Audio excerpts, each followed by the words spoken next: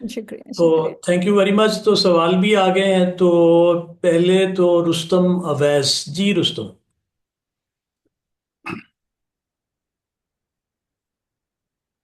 जी। रुस्तम अस्सलाम वालेकुम मैम।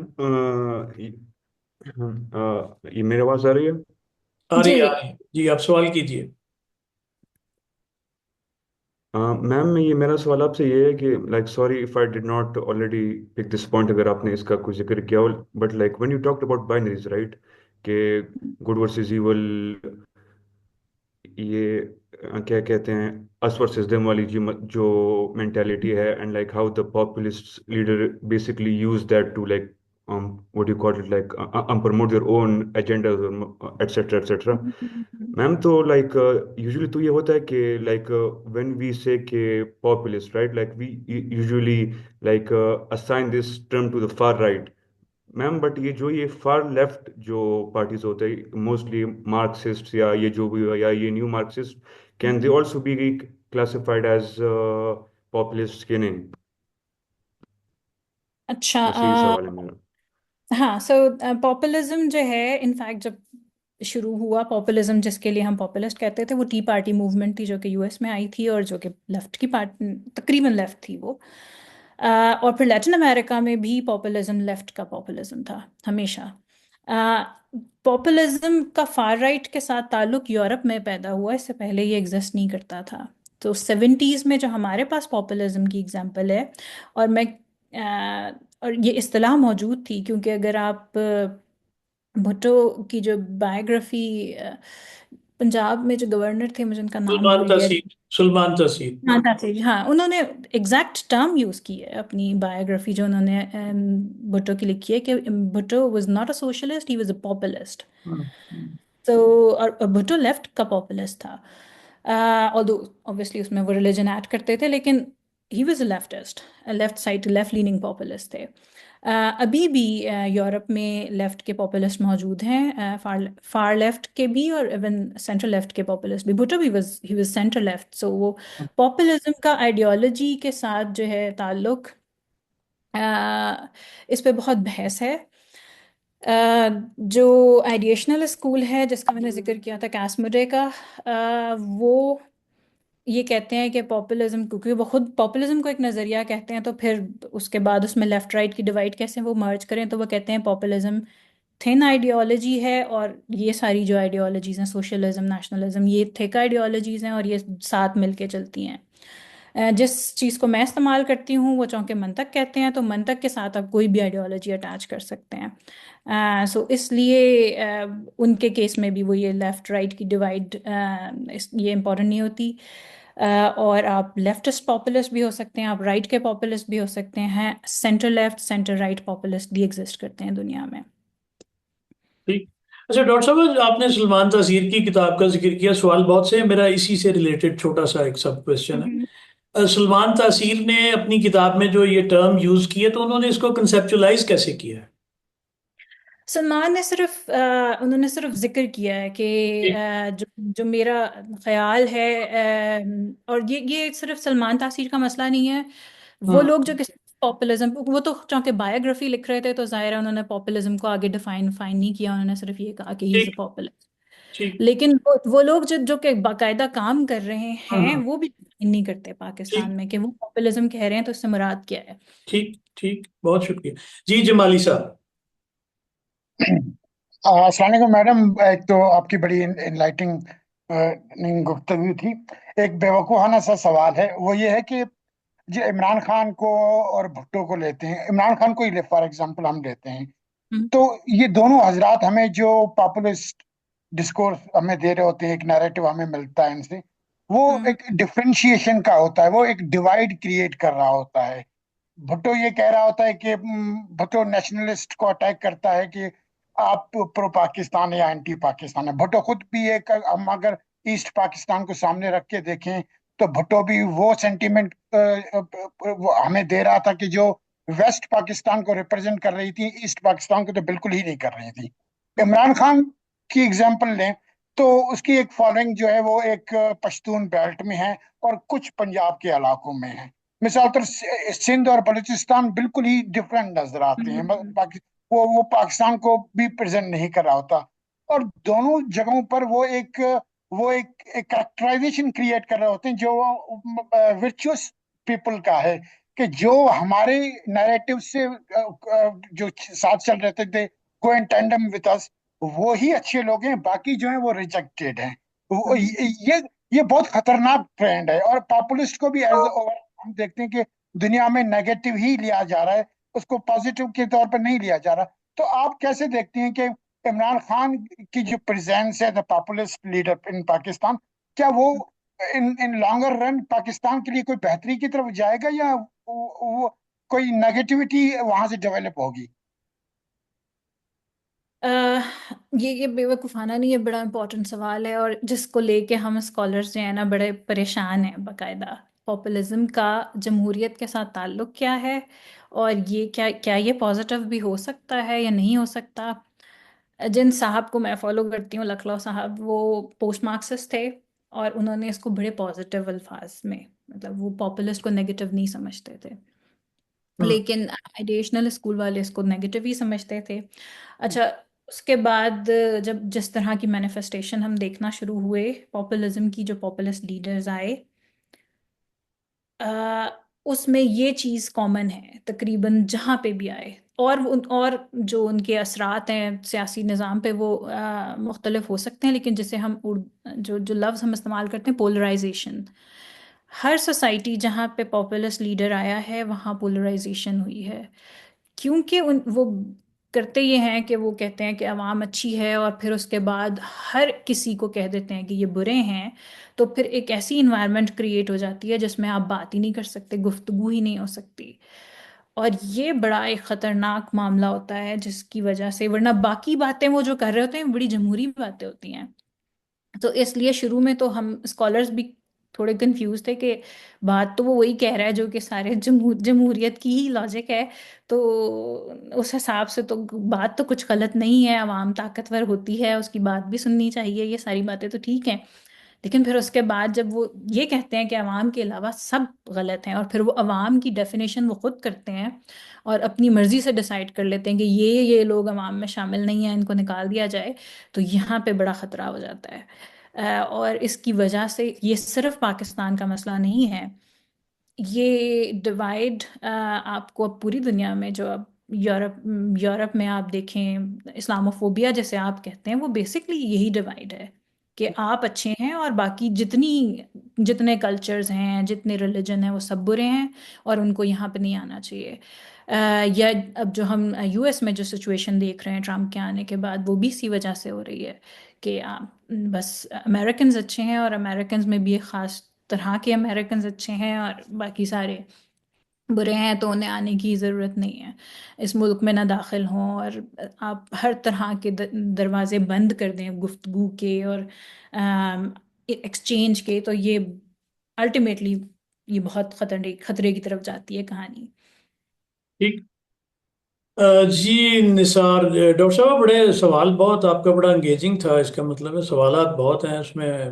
जी जी निसार। हाँ, थैंक यू आपका बड़ा इंसाइटफुल टॉक थी। निसार, एम आई आपकी आवाज थोड़ी शटर हो रही है, इसको जरा ठीक करें। अब आ रही है सर? हाँ। अच्छा, वंडरफुल टॉक डॉक्टर साहिबा, थैंक यू सो मच। अच्छा, मेरा क्वेश्चन है, ये जब हम बात करते हैं पॉपुलिज्म, तो ये हमें हर किस्म की सोसाइटीज़ में इमर्ज होते हुए नज़र आते हैं, चाहे वो मार्जिनलाइज्ड हैं या एडवांस्ड हैं डेवलप्ड इकोनॉमीज़ में भी। अब यहाँ पे दो चीज़ें हैं, क्या ये जो पॉपुलिज्म है ये सरकमस्टेंशनल है, किसी सिचुएशन से इमर्ज होता है, जैसा कि हम करिज्मेटिक लीडर की बात करते हैं मैक्स वेबर की? अगर ऐसे है तो हम पॉपुलिज्म को करिज्मा से कैसे डिफरेंशिएट करेंगे, कि क्या somebody is a populist and weather he is a charismatic और नॉट? तो यहाँ पे चीज़ें जो है इनमें हम कैसे डिफरेंशिएट कर सकते हैं? गुड। अच्छा अच्छा सवाल है जी। जी डॉक्टर साहब। पॉपुलिस्ट जो लोग इसे स्टाइल के तौर पे डिफाइन करते हैं कि ये जो पॉपुलिज्म है ये खास तरह का अंदाज है, वो इसको करिश्मा ही के साथ लिंक करते हैं। वो कहते हैं करिश्मेटिक लीडर्स जो होते हैं अपने करिश्मा के ज़रिए वो आवाम के साथ डायरेक्ट ताल्लुक़ कायम करते हैं और बीच में से सारे वो कोई स्ट्रॉन्ग इंस्टीट्यूशन नहीं बना सकते, उनकी पॉलिटिकल पार्टीज स्ट्रॉन्ग नहीं होती। लेकिन ऐसे पॉपुलिस्ट पार्टीज एग्जिस्ट करती हैं यूरोप में जहाँ ये डेफिनेशन फिट नहीं होती। वो लीडर सेंट्रिक पार्टीज नहीं हैं, वहाँ लीडर्स चेंज हुए हैं और उसके बावजूद वो पार्टी सरवाइव कर रही हैं, जिसका मतलब ये है कि सिर्फ करिश्मा की बुनियाद पे उन्हें वोट नहीं पड़ रहा था या करिश्मा की वजह से उनकी फॉलोइंग नहीं थी। जिस थ्योरिस्ट को अगेन, क्योंकि मैं लखनऊ को फॉलो करती हूँ, लखनऊ के पास एक ख़ास वजह है कि पॉपुलिज्म कैसे शुरू होता है और उनका ये कहना है, और वो थोड़ा सा गंभीर हो जाएगा, पता नहीं मैं समझा पाऊंगी या नहीं। वो ये कहते हैं कि आम जो दुनिया होती है जब पॉपुलिज्म नहीं आता, वो ब्यूरोक्रेटिक होती है, उसमें आम लोगों की जो माशरा होता है उसकी मुख्तलिफ डिमांड्स होती हैं स्टेट से। कोई कह रहा होता है बिजली, कोई कह रहा होता है पानी, कोई कह रहा होता है कि पब्लिक ट्रांसपोर्ट अच्छी है, कोई होनी चाहिए, कोई कह रहा होता है कि जनाब ख़वातीन के राइट्स का ख्याल करना चाहिए। तो इस तरह की बहुत सारी डिमांड्स स्टेट से होती हैं और आम हालात में स्टेट हर डिमांड को बराबर समझती है और डिफरेंट समझती है। सो फॉर इंस्टेंस अगर आप स्टेट के पास जाएं और कहें कि मुझे बिजली की एक्सेस चाहिए, तो वो कहती है कि ये वाला अदारा है जो कि बिजली की को प्रोवाइड करता है और आप इस अदारे के पास जाएं, वो आपका मसला हल करेगा। तो डिफरेंट ट्रीट करती है हर डिमांड को। जब पॉपुलिस्ट आते हैं तो वो उस सिचुएशन में आते हैं जब बहुत सारी डिमांड्स अनमेट होती हैं। जब एक से जायद भी नहीं, काफ़ी सारी डिमांड्स जो हैं स्टेट से जो की जाती हैं वो स्टेट उन्हें पूरा नहीं कर पा रही होती। और एक लीडर आता है और वो कहता है कि आप सारी डिमांड्स मुख्तलिफ हैं, एक आप पानी मांग रहे हैं, आप बिजली मांग रहे हैं, आप कुछ और मांग रहे हैं, लेकिन एक चीज़ कॉमन है आपकी डिमांड में, और वो ये कॉमन है कि ये जो ऊपर बैठे हुए हैं स्टेट, वो आपको अहमियत नहीं देते। और इसलिए ये सारी डिमांड्स जो हैं ये अवामी डिमांड्स हैं। आप सारे लोग जो जो ये डिमांड कर रहे हैं, आप अवाम हैं, और जिनके पास पावर है और जो ये पूरी नहीं कर रहे, ये लोग अशराफ हैं, ये आपके दुश्मन हैं, तो इनके खिलाफ आपको जमा हो जाना चाहिए। सो इस तरह उसके लिए वो टर्म यूज़ करता है कि ये चेन ऑफ डिफरेंशिएशन से चेन ऑफ इक्विवेलेंस की तरफ जो मंतक चेंज होती है गुफ्तगू की, वो यानी पहले जो मंतक थी वो ये थी कि सब डिमांड्स अलग अलग हैं और इनको अलग अदारे देखेंगे। अब मंतक चेंज होके ये हो गई है कि ये सारी डिमांड्स एक ही तरह की डिमांड है, क्योंकि ये सारी की सारी आवाम की तरफ से आई हैं और एक शख्स ऊपर बैठा हुआ है जो कि, या एक से ज़ायद अदारे ऊपर बैठे हुए हैं जो कि इसको नहीं सुनना चाहते क्योंकि उनके लिए ये अहम नहीं। सो इस तरह वो जोड़ते हैं और फिर इस तरह वो ये बाइनरीज क्रिएट करते हैं। तो लकलॉ के लिए जो जगह होती है जहाँ से पॉपुलिज्म स्टार्ट होता है वो होता है जब स्टेट फेल हो जाती है लोगों की डिमांड्स पूरी करने में। ठीक। जी अली। मैम मेरा क्वेश्चन ये है कि लेट्स सपोज एक सिनेरियो लेके चलते हैं कि मैं एक यंग लीडर हूँ and I hmm. Want to connect with the masses. तो अब मैंने हम्म। हर सूरत पॉपुलिज्म अवॉइड करने की कोशिश करनी है, मैंने उसको as a mean of influence use नहीं करना। तो इस हम्म। पर्टिकुलर सिनेरियो को मैं कैसे लेके चलूँ कि पॉपुलिज्म भी ना हो लेकिन मैं जो मेरा कनेक्शन है वो मैसेज के साथ रहे। लेकिन जमहूरियत की जो लॉजिक है ना, वो ये लॉजिक है कि अवाम ताकतवर होती है, लेकिन अवाम एक एक चीज़ का नाम नहीं है, यानी जिसे हम लॉजिक ऑफ डिफरेंस कहते हैं।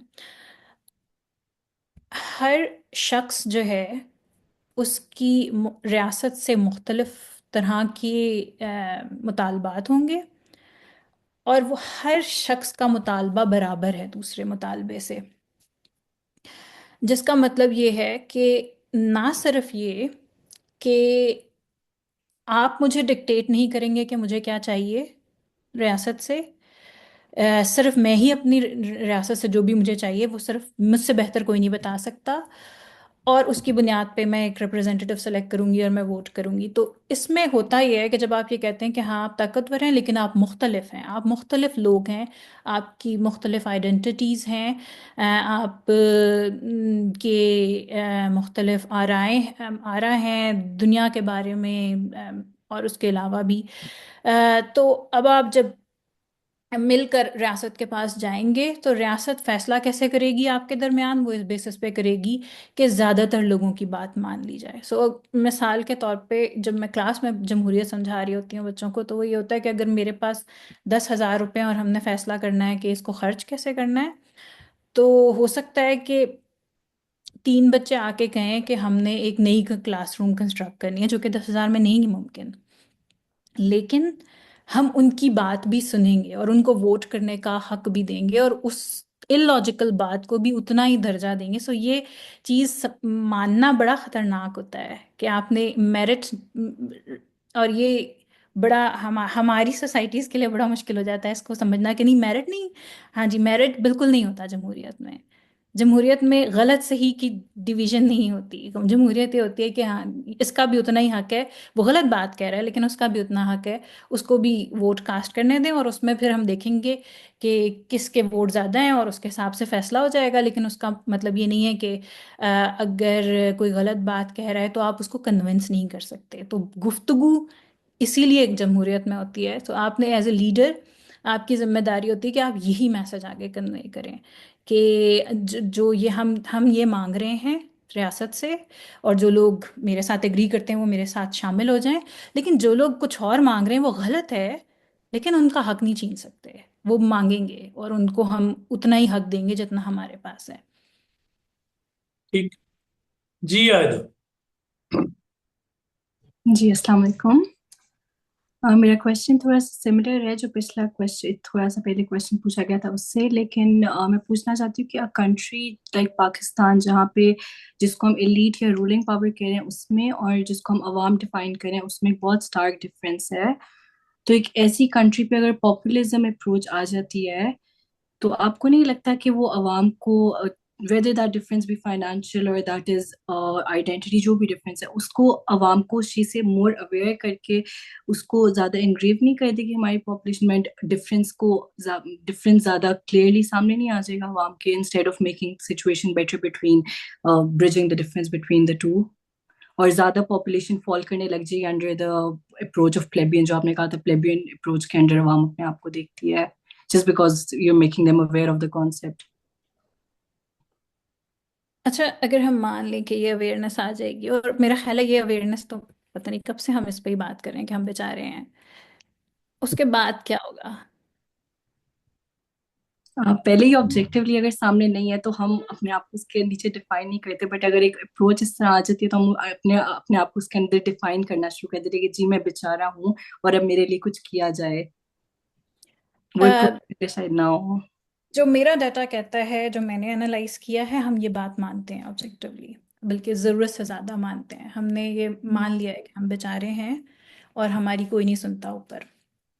लेकिन उसके बाद आप फंस जाते हैं, क्योंकि अगर आप ये कहते हैं कि आपके ऊपर बैठे हुए सारे लोग आपके दुश्मन हैं, जी, तो आपको नहीं और लगता ये अप्रोच आने से ये सिचुएशन वर्स हो रही है instead of this becoming better? हाँ इससे वर्स हो जाएगी, जाहिर है। जब आप ये कहेंगे कि सारे ही दुश्मन हैं, जी। फिर आपके पास क्या हल है? यानी आपने बातचीत के तकरीबन सारे दरवाजे बंद कर दिए और आपने कहा कि सिवाय इस एक शख्स के सब दुश्मन हैं और सिर्फ इस शख्स में होना चाहिए। तो वो शख्स तो 5 साल के लिए एट मैक्स आ सकता है ना, जमहूरी हिसाब से। तो अगर सारे ही बुरे हैं तो फिर ये सिस्टम आगे कैसे चलेगा? So populist approach can not work in a country like populist Pakistan. Approach आपको ऑटोक्रेसी की तरफ ले जाती है अल्टीमेटली। जब आप इस तरह की बाइनरीज बनाते हैं तो अल्टीमेटली आप कहते हैं कि सिर्फ यही लीडर पावर में रहेगा, 5 साल बाद भी मुझे यही वाला लीडर चाहिए। तो इसका मतलब है आप जमहूरियत से आहिस्ता आहिस्ता आप ऑटोक्रेसी की तरफ जा रहे हैं, जहाँ लीडरशिप चेंज नहीं होगी, और जो कि बहुत खतरनाक हो जाती है, जो कि हम इंडिया में देख रहे हैं, जो हम टर्की में देख रहे हैं। जब एक ही लीडर रहता है और कोई अपोजिंग फोर्स नहीं आ सकती, तो आहिस्ता आहिस्ता, बज़ाहिर पहले लगता है इकॉनमी भी अच्छी हो रही है, सब कुछ अच्छा हो रहा है, लेकिन माशरा बहुत पोलराइज्ड हो जाता है, और ये वाकई ख़तरनाक सूरत हाल बन जाती है आगे चल के। शुरू शुरू में नहीं होती, मतलब अगर आप ट्रम्प की पहली टर्म देखें तो आपको लगेगा कि इतना कोई बुरा नहीं हुआ था, लेकिन अब जब कुछ आप देख रहे हैं तो आप कहते हैं ओहो ये तो बहुत ख़तरनाक है। ठीक। जी शुमाइला। सर मेरा सवाल था कि मतलब ये जो पॉपुलिज्म की एक वेव है, इसको हाइप दी जा सकती है, या फिर ये ऐसे नहीं है कि मतलब रिएक्शन होता है, यानी आपकी एक दूसरा जो स्टेक होल्डर है वो दूसरे को स्नब करने की कोशिश करता है, तो ये वेव जो है वो फिर ऊपर को चली जाती है। मतलब मैं ये पूछना चाह रही हूँ कि इसको मैनिपुलेट कर सकते हैं हम कि ठीक है एक बंदा पॉपुलर है, वो उसको बड़ी अवाम में पजीराई है, लेकिन हम बाज हालात। शुमाइला हम कौन? सर हम अच्छा, ठीक। तो सर फिर हमें वो पजीराई भी है आवाम में, तो फिर हालात भी ऐसे पैदा किए जाते हैं कि और पजीराई मिलती है, तो ये मैं पूछना चाह रही वो डॉक्टर साहब आप मल्टीपल आइडेंटिटीज की बात कर रही थी ना, कि हम स्विच करते हैं, तो हमसे मुराद मुकालमा है, हम अवाम हैं, हम पीटीआई हैं, हम कौन? ये इसलिए मैं आपसे पूछ रहा हूँ। सर हम ठीक। मुकालमा टीम के मेंबर, हम पीटीआई और हम पाकिस्तानी। ठीक। ये काफी मतलब कॉम्प्लेक्स क्वेश्चन हो गया। जी डॉक्टर साहब। अच्छा, पहले अगेन वो शुमाइला आपने वही गलती की है जो अक्सर पाकिस्तानी करते हैं, मुझे बार में करेक्ट करना पड़ता है। पॉपुलिज्म पॉपुलर नहीं होता, ठीक है। सो बहुत सारी पॉपुलिस्ट पार्टी हैं, इनफैक्ट जो यूरोप की पॉपुलिस्ट पार्टी हैं वो कोई बहुत ज़्यादा मशहूर, उनको वोट नहीं पड़ते, वो मेन स्ट्रीम भी नहीं है। वो मतलब एएफडी जो जर्मनी में है, अब शायद उसके कुछ चांस बन रहे हैं गवर्नमेंट में आने के, वरना फ्रिंज की पार्टी कहलाती है वो। सो पॉपुलिज्म का पॉपुलर होने से कोई ताल्लुक नहीं है, अवाम में मशहूर होने से कोई ताल्लुक नहीं है, अवाम की बात करने, क्योंकि वो अवाम अवाम अवाम बोलते रहते हैं तो इसलिए उन्हें कहते हैं कि ये पॉपुलिस्ट है। ठीक। सो बाकी जो दूसरी बात जो कि इससे भी लिंक्ड है, जो शुमाइला ने शायद यहाँ डिक्टेटरशिप के साथ ताल्लुक की बात की थी, कि वो किस तरह इस पे बहुत ज़्यादा काम इसलिए नहीं हुआ था अब तक क्योंकि जिन कॉन्टेक्स्ट में ये काम हो रहा था, मतलब यूरोप ने, ज़ाहिर है उनके पास फंडिंग ज़्यादा है, उन्होंने ज़्यादा काम किया है, वहाँ डिक्टेटरशिप है नहीं, तो उन्हें पता ही नहीं है ये वाली सारी कॉम्प्लेक्सिटीज़ का। लेकिन लैटिन अमेरिका में डिक्टेटरशिप है और वहाँ पॉपुलिज्म भी एग्जिस्ट करती है, तो वहाँ पे मिलिट्री डिक्टेटरशिप प्लस पॉपुलिज्म पे बहुत काम है। और अब हम चूँकि हम भी साउथ, ग्लोबल साउथ में भी पॉपुलिस्ट वेव आ गई है, तो अब हम भी इस पे काम करना शुरू हुए हैं। तो अब हमने भी आहिस्ता आहिस्ता इस पे काम शुरू किया है कि जो मिलिट्री का रोल है, मसलन जो मेरी किताब है उसमें चूँकि मैंने अवाम की बात की है कि अवाम इस तरह सोचती है, तो अवाम इस तरह क्यों सोचती है? वो इसलिए सोचती है क्योंकि आपके जो शुरू के अदवार थे वहाँ पे आपके पास मिलिट्री डिक्टेटरशिप्स रही हैं, और जो मिलिट्री थिंकिंग होती है बाय द वे, वो हमेशा गलत सही, यानी एविल और ये बाइनरीज में ही होती है, क्योंकि आपने दुश्मन से लड़ना होता है। अगर आप वहाँ बैठ के प्लूरलिस्ट थिंकिंग करने लगे तो बस आप लड़ लिया। तो इसलिए सामने दुश्मन होता है, आप अच्छे होते हैं, आपने अटैक करना होता है, ये थिंकिंग होती है। बिल्कुल ठीक। इसी थिंकिंग की एक्सटेंशन है ये। और हम्म। हम इस तरह इसलिए सोचते हैं क्योंकि हमें हमें यही डिस्कोर्स शुरू से पढ़ाया गया कि ओके ये सारे दुश्मन हैं, ये सारे करप्ट हैं, ये सारे बुरे हैं, तो इसलिए हम इस तरह सोचना शुरू हो गए हैं। गुड। Excellent excellent. और कोई सवाल? अहमद आप कुछ सवाल करेंगी? आपकी जो फरमाइश थी वो किताब की, वो तो मैंने डॉक्टर साहबा को कह दी थी। अहमद, ये अहमद काम कर डॉक्टर साहबा। Assalamu alaikum, Fiza. Your book review was excellent. You know, I was actually trying to get a hold of your book. I requested my supervisor as well. और सर शाहिद से भी ये बात हो रही थी कि अगर हमें आपकी बुक की कॉपी मिल जाए तो that would be great, because we really want to read it. और पाकिस्तान में आपको पता है एक्सेस इश्यूज काफी ज्यादा हैं। So first, this is my request. Ahmad बेचारी अवाम, अहमद बेचारी अवाम है ना। जी जी जी जी, प्लीज प्लीज। आई एग्री दूसरा सॉरी, पहले मैं उसका जवाब दे दूं या पहले आप सवाल कर लें? जी जी, गो अहेड गो अहेड। बस मैं ये छोटी सी बात बताई थी कि मैंने ऑलरेडी इनसे भी जिक्र कर दिया था, लेकिन आप मुझसे बाद में कांटेक्ट कर लीजिएगा। मेरे पास एक लिंक पड़ा हुआ है जो कि रिव्यूअर्स के लिए उन्होंने मुझे दिया था, तो मेरी एक और स्टूडेंट को भी चाहिए थी, वो भी पॉपुलिज्म पे काम कर रही थी, तो उसने बस उन्हें वो फिल करके भेजा है और उन्होंने फौरन ही उसे ई बुक भेज दी है। तो आप भी उसे बस फिल कर दीजिएगा तो बुक, और फिर उसके बाद उसमें अपनी राय कहीं पब्लिश करा दीजिएगा, दैट्स इट, ताकि उन्हें उनकी That भी सेटिस्फेक्शन हो जाए that ji. would be great. Okay, my question is that we can आप क्योंकि पॉपुलिज्म पे काम कर रही हैं और आपकी बहुत सारी रिसर्च भी है, तो can you enlighten us on the fact कि do you see any pattern in sort of populist manifestation or populist wave in post-colonial states like India and Pakistan? What are your thoughts on it? Can we draw can we see any similarities or differences? जो post-colonial state में populist manifestation है, is it different from the rest of the world? What are your thoughts on it? हाँ, इस पे मुझे पढ़ना पड़ेगा, सच्ची बात ये है कि पोस्ट Okay. कलोनियलिज्म जो है, मेरी मेरी फील्ड है नहीं, मेरे मियाँ की फील्ड है ये, by the way, and he is not here I think. So इस पे So काम है, basically, इस पे ऐसा नहीं है okay. कि काम नहीं है। कलोनियल लॉजिक और उसका पॉपुलिज्म से क्या ताल्लुक है, इस पे काम है। लेकिन मैंने बहुत ज़्यादा नहीं पढ़ा, ऑल्दो मैंने इसको टच ज़रूर किया अपनी किताब में कि ये पोस्ट कलोनियल स्टेट है और यहाँ आइडेंटिटीज़ उसके हिसाब से ऑलरेडी डिस्टर्ब हुई हुई होती हैं।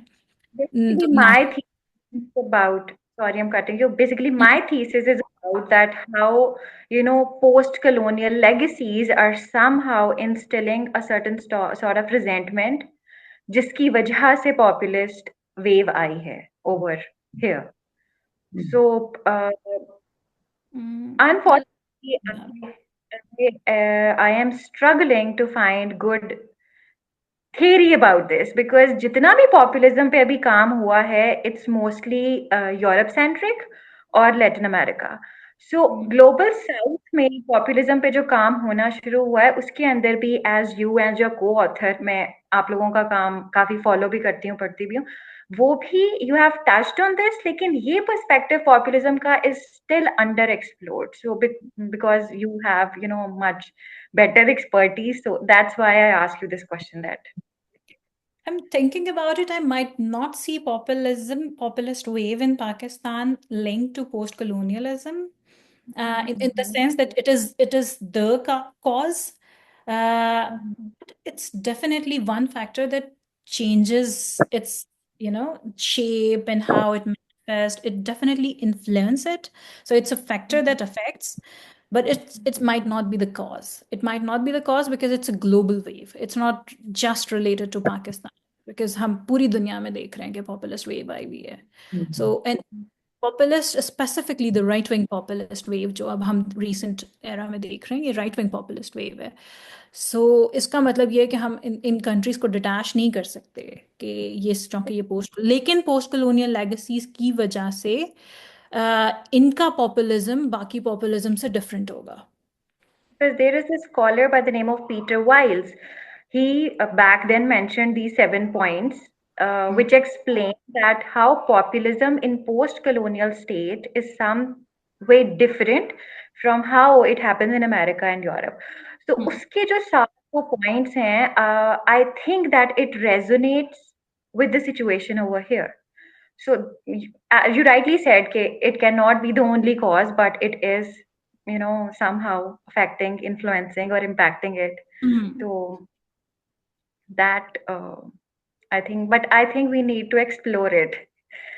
Okay, ये क्या है और how I'm both of thinking these are. Kenny. I think Kenny is the name. I'll check, but there is a work on India जहाँ पे उन्होंने लिंक किया है पॉपुलिज्म को पैट्रोनेज कल्चर से, और क्योंकि पैट्रोनेज कल्चर हमारे पास लेगेसी कॉलोनियलिज्म की है, तो उसका पॉपुलिज्म से क्या ताल्लुक है. I'll check and I'll send that book.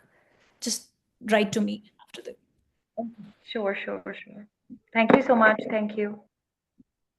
जी जनाब, डॉक्टर साहब, सुहेल साहब और फिर डॉक्टर शाजिया जी. सुहेल साहब जी. जी अस्सलाम वालेकुम। जी अस्सलाम वालेकुम। बहुत मजेदार सेशन जी, बहुत बुक पढ़ने के हवाले से इंटरेस्ट लाजमी जो है। अच्छा, एक थोड़ा सा एक साथ जो है ना, एक मासूमाना सा सवाल ये कि पॉपुलिज्म की जो ये ड्राइव है या एक वेव है, ये हम देखते हैं कि पाकिस्तान की तारीख को देखें तो right, even prior to creation of Pakistan, Jinnah साहब के की पर्सनैलिटी को देखें, वो भी एक पॉपुलिस्ट के तौर पर ही उनको देखा जाएगा। After creation of Pakistan, political parties की अगर हम हिस्ट्री को देखें तो उसमें ऑर्गेनाइजेशन पर कोई तवज्जो नहीं दी गई कि पॉलिटिकल पार्टीज की ऑर्गेनाइजेशन बेहतर हो और वो एक पॉलिटिकल इंस्टीट्यूशन के तौर पर इमर्ज कर सकें। पाकिस्तान की मुस्लिम लीग भी को देखा जाए, फिर अवामी लीग को देखा जाए, बाद में पाकिस्तान पीपल्स पार्टी को देखा जाए, तो ये अब चलता जा रहा है, चलता जा रहा है। तो क्या ख्याल है, इवन कोई इदारे भी, उनमें भी एक्टिविज्म होता था तो वो भी पॉपुलिज्म का शिकार होते थे। और आज तक हम अपना पॉलिटिकल डिस्कोर्स देखें तो उसमें इस पॉपुलिज्म की के अंदर हम इस हद तक इंडल्ज हुए हुए हैं कि हमारी पॉलिटिकल पार्टीज के अंदर ऑर्गेनाइजेशनल वर्क जो है वो बिल्कुल उसको नजरअंदाज कर दिया जाता है। एक पर्सनैलिटी के बारे में सच्ची झूठी कहानियां बनाकर उसके साथ तक प्रेजेंट कर दिया जाता है कि एक तो वो नागुजीरियत की हद तक उसको एक बड़ी जगह पर बिठा दिया जाता है, और उसमें पॉलिटिकल पार्टी बिल्कुल नजर नहीं आती। तो क्या ख्याल है कि हमारे हाँ जो पॉलिटिकल कल्चर जो है वो प्रवान नहीं कर सकता, या पॉलिटिकल पार्टीज जो हैं उनके अंदर इंस्टीट्यूशनलाइजेशन जो नहीं हो सकती, उसमें पॉपुलिज्म ने किस हद तक रोल किया? जी डॉक्टर साहब। अच्छा, मेरा नहीं ख्याल कि तमाम पॉलिटिकल पार्टीज जो हमारी हैं वो पॉपुलिस्ट पार्टीज हैं। मसलन पीएमएल को मैं बिल्कुल भी पॉपुलिस्ट पार्टी नहीं समझती। वो पर्सनलिस्टिक पार्टीज हो सकती हैं बिल्कुल। और पैट्रिमोनियलिज्म वाला मसला भी है हमारे यहाँ, जागीर समझना हुकूमत को। अ, इसी तरह जना जो है, मेरा ख्याल है वो नेशनलिस्ट थे, किसी हद तक प्लूरलिस्ट डिस्कोर्स, एलीटिस्ट किसी हद तक, बल्कि काफ़ी हद तक एलीटिस्ट थे। और कुछ कुछ उन्होंने पॉपुलिज्म की डिस्कोर्स इस्तेमाल की है। सो चूंकि मैं पॉपुलिज्म को एज ए डिस्कोर्स एक लॉजिक के तौर पे लेती हूँ, तो इसलिए इसमें आसानी ये हो जाती है कि वो लोग जिन्हें हम पॉपुलिस्ट नहीं कहते वो भी कभी कभी पॉपुलिस्ट लॉजिक इस्तेमाल कर लेते हैं अपनी गुफ्तगू में। तो जना के मामले में भी यही था। कुछ कुछ चीज़ें, कुछ डिस्कोर्स जो है वो उनकी पॉपुलिस्ट है। और लेकिन बाकी जो मसला पाकिस्तान के साथ है, मुझे नहीं लगता कि populism is the only issue Pakistan is currently facing, and there are several other major issues. So जो sentence मुझे याद आ रहा है, जो इस बुक में नहीं है, दूसरी बुक में है जो मैं भी लिख रही हूँ, कि populism is not the only abnormal in the if we consider democracy to be normal. So Pakistan के context में populism is not the only issue. It is an issue, but there are so many other issues. There are so many other problems, and जो आपने identify किया कि institution making नहीं हुई, political parties नहीं बनी हुई। और इसी वजह से अगर आप देखें तो यूरोप में पॉपुलिस्ट पार्टीज पॉपुलर नहीं होती, उनको वोट नहीं पड़ते, क्योंकि उनके यहाँ एक सिस्टम स्ट्रक्चर मौजूद था। तो उन पार्टीज को ऑपोजिशन से गवर्नमेंट की तरफ आने में बहुत वक्त लगता है। हमारे यहाँ नहीं होता। हमारे यहाँ बड़ी जल्दी ये डिस्कोर्स कैच कर लिया जाता है, क्योंकि अवाम भी चूंकि यही ज़बान बोलती है, और फिर और बहुत सारे मसले हैं। हमें आदत है कि हम इंसानों को अब को खुदा बनाने की माजरत के साथ, ये आदत है हमारी। तो इस वजह से हमें इंस्टीट्यूशंस नहीं चाहिए होते, और हमें इंस्टीट्यूशंस के साथ काम करने का मिजाज नहीं है। सो ये बहुत सारे मसले हैं, सिर्फ पॉपुलिज्म का मसला नहीं है पाकिस्तान में। बिल्कुल ठीक। जी डॉक्टर शाजिया। जी, पहले तो बहुत शुक्रिया फिजा आपके टॉक के लिए। मैं बस थोड़ी सी आइडेंटिटी के ऊपर बात करना चाह रही थी, क्योंकि आपने कहा कि आइडेंटिटी को जब हम देखते हैं, क्योंकि 3 सेक्शंस है ना आपकी बुक के, तो जाहिर बात है कि we have also dealt with the concept of identity. और फिर उसमें आपने कहा कि समहाउ हम मुख्तलिफ कैटेगरीज में अपने आप को देखते हैं, और उसमें कोई कॉन्ट्रडिक्शन भी हम महसूस नहीं करते। तो ऑल्दो थोड़ा सा अगर आप इसको देखें तो आइडेंटिटी को भी तो हम ऐसे है ना कि some people in some regions वो एक कलेक्टिव फॉर्म में उस शक्ल में आई है। जैसे हमारा साउथ एशिया का जो रीजन है ओवरऑल, हम इंडिया को भी देखें, पाकिस्तान को भी देखें, बांग्लादेश में सारा जो रीजन है हमारे, क्योंकि इतनी सिटी इतनी सारी मुख्तलिफ और आपने बहुत सारे तरीके के लोगों के साथ डील करना है, तो टू अवॉइड द कॉन्फ्लिक्ट हम काफी दफा ऐसे करते हैं कि हम एक हमारी दिखाने की आइडेंटिटी कुछ और है, एक हमारी पर्सनल आइडेंटिटी कुछ और है, क्योंकि बहुत सारी कॉन्ट्रडिक्शंस के साथ तो हम में से कोई भी नहीं जी सकता। मतलब अगर मैं ये सपोज करूंगी मैं ये भी हूँ ये भी हूँ ये भी हूँ, तो मैं हूँ क्या ना। वो एक बहुत बड़ा ethically it's a very challenging thing कि हमारी कोई कोर आइडेंटिटी नहीं है। तो मेरे ख्याल में कोर आइडेंटिटी तो कहीं होती है, हम उसके बारे में बात नहीं करना चाहते, क्योंकि हम पॉपुलर आप हम आइडेंटिटी का भी शायद कोई पॉपुलर कॉन्सेप्ट है। और शायद वो डिपेंडिंग ऑन द कॉन्टेक्स्ट हम उस चीज के बारे ही में बात करते हैं। तो किसी के सच तक पहुंचना वैसे बहुत मुश्किल काम है फिर, पर्टिकुलरली जब हम आइडेंटिटी की बात करते हैं ना।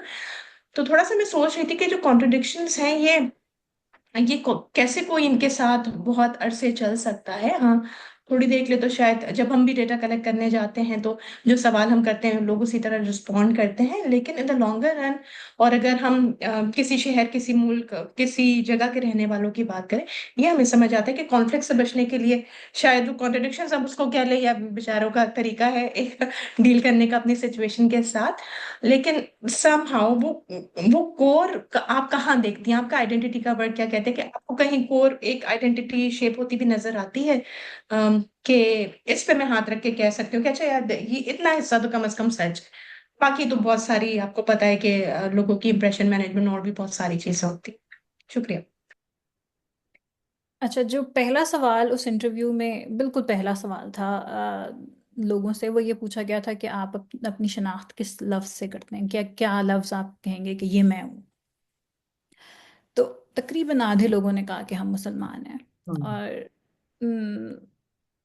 फिर कुछ लोगों ने कहा कि हम पाकिस्तानी हैं, और कुछ ने कहा कि हम मुसलमान और पाकिस्तानी में डिफरेंशिएट नहीं कर पाते, तो हम पाकिस्तानी मुसलमान हैं। लेकिन मैं बिल्कुल उलट समझती हूँ, जो आपने कहा ना कि हमें एक कोर आइडेंटिटी होती है हमारे अंदर, लेकिन हम जब गुफ्तगू करते हैं तो फिर हम कॉन्ट्रडिक्टरी बातें करना शुरू कर देते हैं। मेरा ये ख्याल है कि जब हम गुफ्तगू करते हैं तो हम कहते हैं हमारी ये कोर आइडेंटिटी है, जैसे उन सब ने कहा कि हम मुस्लिम पाकिस्तानी मुसलमान हैं पाकिस्तानी हैं। लेकिन जब हम उनसे ज़्यादा डीपली बात करना शुरू करते हैं और फिर और खुलते हैं वो, तो हमें अंदाज़ा होता है कि हमारे अंदर जो है एक आइडेंटिटी नहीं होती, और हमारे अंदर बेतहाशा आइडेंटिटीज़ होती हैं जो आपस में नहीं लड़ती। जो हमें लगता है, हाँ, जब हम डिस्कोर्स ऊपर ऊपर से बात करते हैं कि ओहो पंजाबी हो गए तो फिर हम शायद मुसलमान नहीं होंगे, तो मुसलमान हो गए तो शायद पाकिस्तानी नहीं हो सकेंगे, हमें एक आइडेंटिटी पिक करनी है और कहना है यही हमारी है, लेकिन हमारे अंदर वो सारी आइडेंटिटीज एग्जिस्ट करती हैं, लड़ाई किए बगैर एग्जिस्ट करती हैं। हम्म, ठीक, बिल्कुल ठीक। जी सर जी थोड़ी सी बस क्लैरिफिकेशन इफ आई कैन। हाँ, देयर आई अंडरस्टैंड कि वो डिफरेंट शायद नेशन की अलग कैटेगरी है, रिलीजन की अलग कैटेगरी है, मेरी कोई इथनिक आइडेंटिटी होगी, वो सारी चीजें आई अंडरस्टैंड कि डिफरेंट कैटेगरीज हैं, उसमें कोई कॉन्ट्रडिक्शन नहीं। मैं सिर्फ शायद मैं एथिक्स पढ़ाती हूँ तो मैं हर चीज को उसी एंगल से देखती हूँ। मैं एक सच्चे झूठे इंसान के हिसाब से चले बात कर लेती हूँ। फॉर एग्जाम्पल ये नहीं हो सकता कि मैं एट द सेम टाइम अपने आप को एक सच्चा इंसान भी समझूं और अपने आप को एक झूठा इंसान भी समझूं कोर आइडेंटिटी में, ऑल्दो मैंने कभी कभी झूठ बोला होगा, लेकिन what I am doing most of the time. तो वो जो आप ज्यादातर कर रहे होते हैं ना और उसको ऑब्जर्व कर रहे होते हैं, शायद आपका भी कि वो ऑब्जर्वेशन के थ्रू जो आइडेंटिटी फॉर्मेशन है उस पे काफी काम है कि वो आपके पर सेंट्रल कोर को आप खुद कैसे पहचानते हैं, अपने आप को अमल में कैसे पहचानते हैं। तो आई डोंट नो, क्योंकि आप शायद उस पॉलिटिकल टर्म्स में बात करिए, लोग कैसे देखते हैं कि लोगों का अमल मुसलमान का है, लोगों का अमल पाकिस्तानी का है, कि पाकिस्तानी मुसलमान का है, कि पंजाबी का अमल है। सो शायद उसके लिए शायद हमें थोड़ा सा उसके लिए टाइम चाहिए उसको ऑब्जर्व करने के लिए। एक और चीज़ साजिया, आप जो कैटेगरीज की टर्म यूज़ करें ना, वो भी नहीं है। जो जो मेरी अंडरस्टैंडिंग है, जो मैंने डाटा पढ़ा, मिसाल के तौर पे जो पश्तून वली, वो जो पश्तून रिवायात हैं, वो उसको इस्लामी एंगल से भी जस्टिफाई करते हैं कि एक अच्छा मुसलमान एक अच्छा पठान होता है। अब इसमें दो आइडेंटिटीज़ एक साथ मर्ज हो रही हैं, सो इसलिए मैं कह रही हूँ कि ये इतनी बड़ी बड़ी कैटेगरीज नहीं हैं जितना हम समझते हैं कि ये हैं और ये आपस में लड़ रही हैं। तो हमने अब तक जितना पाकिस्तान की आइडेंटिटी पे काम किया, हम इनको इस तरह कैटेगरीज में ही डिवाइड करते हैं, लेकिन ये नहीं है। बिल्कुल ठीक। सर मेरा एक ब्रीफ सा क्वेश्चन है, निसार बात कर रहा हूँ। जी जी निसार। ये आइडेंटिटी की बात हो रही है तो मैं ये पूछूंगा डॉक्टर साहब से कि जहाँ पे हम बात करते हैं मटेरियलिज्म के हवाले से, खास करके जो क्लास स्ट्रेटिफिकेशन है, एलीट और मिडिल और लोअर मिडिल, तो इस हवाले से भी जो है वो आइडेंटिटीज जो है वो फ्रेम होती हैं। जब हम पाकिस्तानी या मुसलमान कहते हैं, हो सकता है को एक जो लोअर मिडिल क्लास का बंदा है, हम्म उसकी identity would be that thinking in a different perspective. तो एक जो इलीट है, जिसको हम कहते हैं कि जब हम कहते हैं कि रईसजादे या मीरजादे या जागीरजादे, तो उनके concept what would be that about the identity when they look themselves when it come to the state or society in a larger perspective? आपने एक बड़ी बड़ी इम्पोर्टेंट एक लफ्ज इस्तेमाल किया, फ्रेमिंग। हम्म, असल में फ्रेमिंग का ही सारा मामला है। सो जो आइडेंटिटीज होती हैं, जब पॉलिटिकल लीडर या कोई भी लीडरशिप या elite जब उसे बनाती है तो वो फ्रेमिंग करती है basically. So class is one framing identity बनाने के लिए। नेशन या मुसलमान या पंजाबी एथनिसिटीज, ये सारी चीज़ें ये फ्रेमिंग है। ये फ्रेम्स हमारे पास आ जाते हैं। और इसीलिए मैं कही थी कि जब हम गुफ्तगू करते हैं तो हम कोई एक फ्रेम इस्तेमाल करते हैं, पिक करते हैं और कहते हैं कि ये मेरी कोर आइडेंटिटी है। लेकिन अंदर जो है, अगेन हमारी ये सारी आइडेंटिटीज एग्जिस्ट करती हैं। मैं हो सकता है मैं आपका सवाल सही समझी नहीं हूँ। सो जो क्लास मैडम, स्ट्राटिफिकेशन का मेरा कहने का ये मतलब था कि जो हम्म हमारा पुअर स्ट्राटा है, they have to live here in this country. Hmm उन्होंने, हमने, मैंने, आपने, हम सब ने इधर ही रहना है। जो हमारी इलीट है, चाहे वो पॉलिटिकल इलीट है, फाइनेंशियल इलीट है, या जिसको हम रईसजादे कहते हैं, जिनको कहते हैं, जो जिनके पास डुअल नेशनैलिटीज हैं, they always looking that abroad for the opportunity. तो उनका जो पर्सपेक्टिव है आइडेंटिटीज का, वो कैसे देखते हैं अपनी आइडेंटिटीज को? हाँ। क्या आपके सर्वे में इस तरह की भी वो थे कुछ थोड़ी सी सोशियो इकोनॉमिक ऑडियंस? डिफरेंशिएशन थी। कुछ लोग ज़ाहिर है कुछ अमीर घराने के थे, कुछ गरीब घराने के थे, लेकिन चूंकि मैं डाटा कलेक्शन वाले पॉइंट में स्टीम का हिस्सा ही नहीं थी। जिस वक्त डाटा कलेक्ट हुआ, मसलन मिसाल के तौर पे मैंने बताया कि वो सारा डाटा उन्होंने लाहौर से कलेक्ट किया। अगर मैं होती तो मैंने कहती कि जाएं कोयटा से भी कुछ लोगों को लेकर आए, मतलब बलूचिस्तान से भी डाटा कलेक्ट करें, केपी में भी जाएं, सिंध में भी जाएं, कराची में भी जाएं, मतलब हर जगह से डाटा कलेक्ट करके लाएं ताकि आपके पास सही मानों में समझ आए कि पाकिस्तानी किस तरह सोचते हैं। सोशियो इकोनॉमिक डिवीजन का उन्होंने थोड़ा बहुत ख्याल रखा था कि हर तरह की सोशियो इकोनॉमिक क्लास के लोग हों। और कोई बहुत ज़्यादा फ़र्क उसकी बुनियाद पे मुझे नहीं दिखा डाटा डाटा में। सो अगेन चूंकि हम इस बाइनरीज का शिकार हो गए हैं जिसमें हमें लगता है कि शायद जो अमीर क्लास के लोग हैं वो पाकिस्तान को शायद बहुत ही मुख्तलिफ तरीके से देखते होंगे। जाहिर है क्लास का थोड़ा बहुत डिफरेंस तो पड़ता है, लेकिन कोई बहुत डिफरेंस नहीं पड़ रहा। जो मेरे पास डाटा है, क्योंकि मैं मैं, मेरा कहने का मतलब ये था कि ओनरशिप ऑफ आइडेंटिटी, कि वो क्लास के हवाले से एक होती है ना ओनरशिप, कि हमारी, हम अपनी आइडेंटिटी पाकिस्तानियत को किस हवाले से लेते हैं, और वो may be, they may be not that thinking in our perspective. मैं डिसअपॉइंट ही करूंगी ना सर आपको, दोबारा यही कहूंगी कि इट्स ओके। वो भी इसी तरह देखते हैं। आपको लगता है कि वो शायद आपके मुल्क से मोहब्बत नहीं करते, लेकिन वो अब मैं यहाँ बदापेस्ट में बैठी हुई हूँ तो यहाँ पे मेरी लोगों से, बच्चों से मुलाकात होती है जो यहाँ पढ़ने के लिए आए हुए हैं। वो अपने मुल्क को उसी तरह मिस करते हैं जैसे कोई स्टूडेंट जो पाकिस्तान में बैठ के अपने मुल्क से मोहब्बत करता है।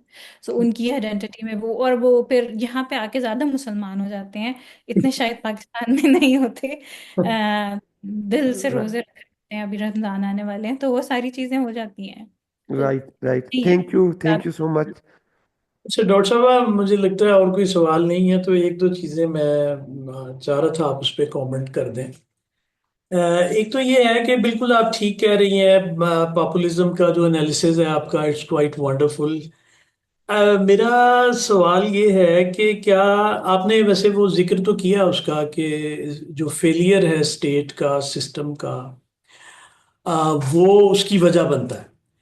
मैं ये कहना चाह रहा हूँ कि जो हिस्टोरिकल जो प्रोसेस है और लीडरशिप की जो थेरीज हैं कि भी लीडरशिप जो है, हमने ये एनालिसिस तो ठीक है, पॉपुलिस्ट बिहेव कैसे करता है ना, ऑपरेट कैसे करता है, डिस्कोर्स कैसे जनरेट करता है, ये बिल्कुल ठीक है आपका। पॉपुलिस्ट क्रिएट कैसे होता है, मतलब वो क्या वो कोई हिस्टोरिकल प्रोसेस इन्वॉल्व नहीं है क्या, सिस्टेमिक फेलियर जिसका आपने जिक्र किया है, बिल्कुल आप उसके बारे में कॉन्शियस हैं, लेकिन मैं चाह रहा हूँ कि इसको थोड़ा सा हाईलाइट करें, इस बात को कि इसको हम कैसे अंडरस्टैंड करें।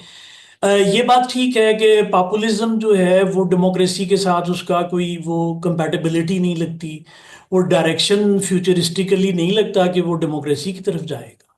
लेकिन वो अगर हिस्टोरिकल प्रोसेस में उसकी हिस्टोरिकल प्रोसेस की एक प्रोडक्ट है, तो ये कॉन्शियसनेस जनरेट करना भी गलत नहीं है जो आप कर रही हैं, जो इस तरह के काम से होनी चाहिए बिल्कुल। लेकिन शायद शुमाइला भी वो मैनिपुलेशन की बात कर रही थी कि हम इसको किस हद तक वो कर सकते हैं कि हम इसको कंट्रोल कर लें, क्योंकि एक फेलियर बड़े लेवल पे हुआ है तो उसकी एक प्रोडक्ट आई है। तो इसको आप कैसे देखती हैं, इस रिलेशनशिप को? आपकी रिसर्च की हद तक तो बिल्कुल इट्स क्वाइट वंडरफुल।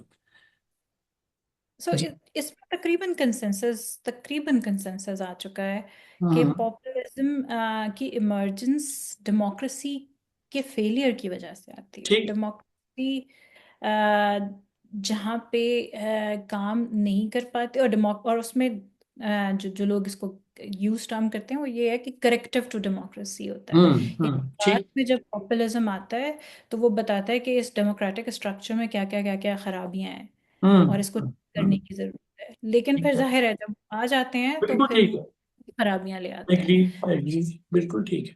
और दूसरा जो जो ग्लोबल वेव है इस वक्त, खास तौर पे जो हम समझते हैं कि डेमोक्रेटिक स्टेट्स थी जिनसे हमने आगे वो लिबरल डेमोक्रेसी का जहाँ पे ओरिजिनेट हुआ, यूएस को देख लें, यूके को देख लें, बाकी वेस्टर्न यूरोप को, तो क्या ये जो लिबरल डेमोक्रेसी का जो मॉडल था उसकी फेलियर की वजह से डिसअपॉइंटमेंट, डिसकंटेंट क्रिएट हुआ है, या इट इज समथिंग एल्स?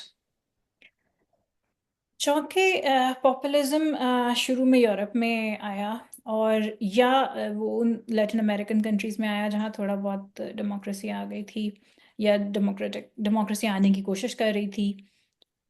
सो जो शुरू का काम है उसमें ये कहा गया कि सारा मसला ये है कि जो लिबरल लॉजिक है, और ये मोफे का काम है, हम्म।